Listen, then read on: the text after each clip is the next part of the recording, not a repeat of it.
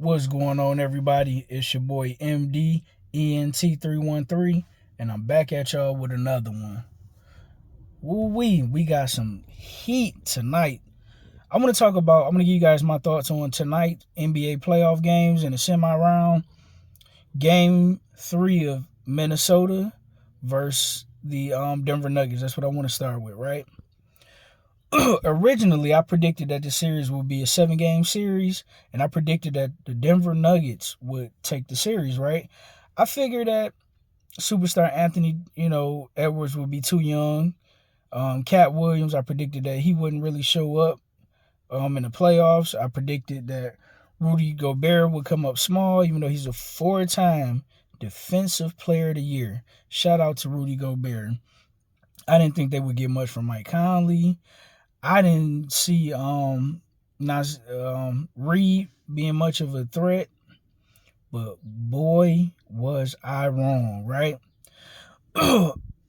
What they're doing defensively on Jamal Murray and Jokic particularly has been nothing short of amazing, right?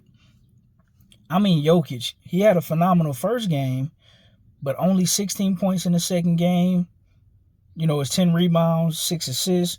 Not a bad game, but by his standards, very bad game, right?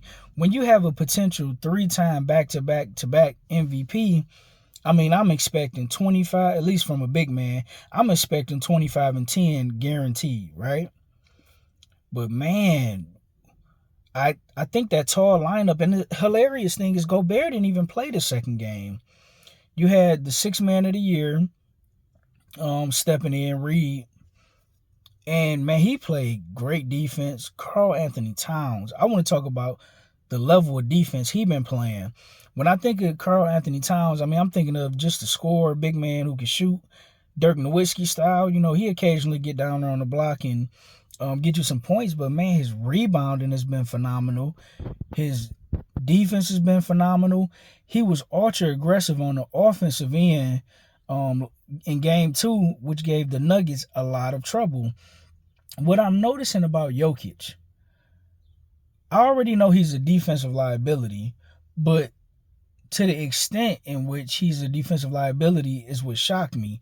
When Karl Anthony Towns put the ball on the ground and went at Jokic, Jokic couldn't keep up with him. Karl Anthony Towns was too fast, too athletic. He was too strong. I couldn't believe it looked like he was stronger than Jokic. Beating him up down on the post. Mid-range game was phenomenal. Long-distance shooting, we already know he can shoot the 3. Then Anthony Edwards. Let's talk about Anthony Edwards for a second. I would say Jalen Brunson has been the best player in the playoffs, but a close second has been Anthony Edwards. He been killing Jamal Murray and killing Michael Porter Jr. down there. It ain't even funny what's going on with him. When his 3 ball is landing, he's a nightmare. You can't do nothing with him. Now, he's kind of hit or miss when it comes to the 3-point shooting. He's getting to the hole at will. He's drawing contact. He's finishing with both hands, finishing well around the rim. Just an absolute dog. Now, let's talk about his defense. He's clamping Murray down. Caldwell Pope is just pretty much a no-show. With him and Mike Conley Jr. doing with the 2 guards of Jamal Murray and Caldwell Pope is phenomenal, man. Reggie Jackson coming off the bench has been a non-factor because the defense of Minnesota is crazy. If by some miracle you get past Anthony Edwards or Mike Conley, which it don't seem like Jamal Murray been able to do, he's just not quick enough, not athletic enough. He need to hit the weight room. If by some miracle they get past those guys, you got Rudy Gobert, Karl Anthony Towns, and Reed down there. You got a legit 3 7-foot guys in the paint. So if Denver's 3 ball not falling, because none of them really shoot mid-range shots for whatever reason, that seemed to be a lost art in the NBA. If none of those guys are hitting their 3-pointers, Denver literally have no chance. They're being physically dominated and manhandled down there. Michael Porter Jr., if he's not wide open because he's a phenomenal set shooter. If he's not wide open, he can't create his own shot.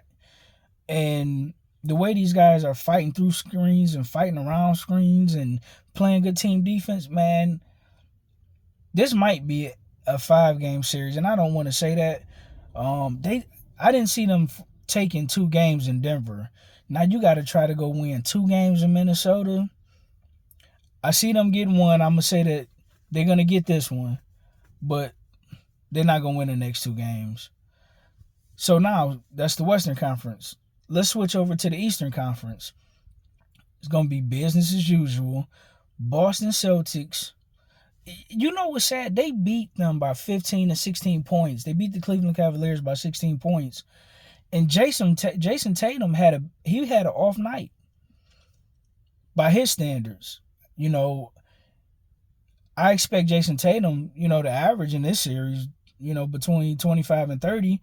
But shoot, he got most of his points at garbage time when they had already blown them out.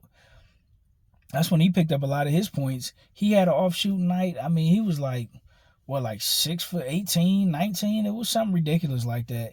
But Derek White and Jaylen Brown was killing Cleveland. Without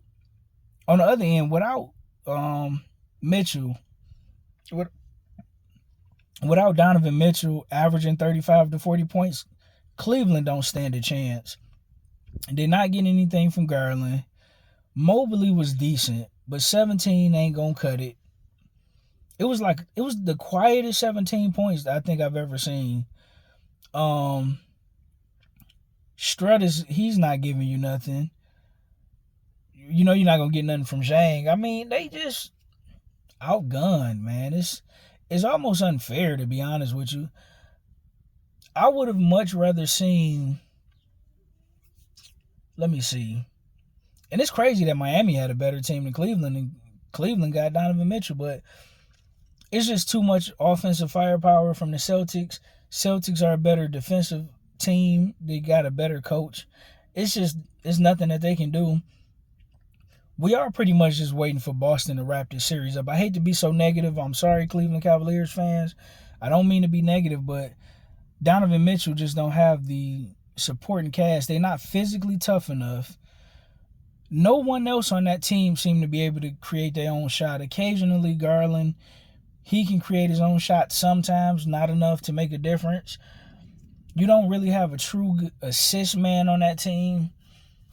No scoring off the bench. I mean, the bench has been absolute non-existent.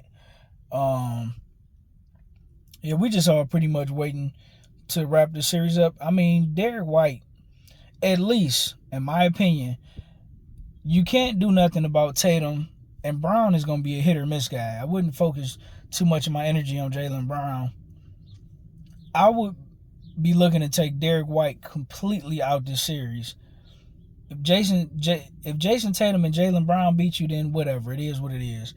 But there is no reason why Derek White should be scoring anything over 15 points. And 15 points with that team is dangerous enough. But there's no reason that y'all should be allowing Derek White to be lighting y'all up for 25 to 30 points a game. That's absolutely ridiculous. That should not be happening. They not even playing the Cavaliers with what's his name? The big man that got injured, Kristaps Porzingis. If they had Kristaps Porzingis, they would be beating Cleveland by a healthy 30 a game. 25 minimum. But let me know what you guys think in the comment section. Like, share, and subscribe with that. I'm out. Peace.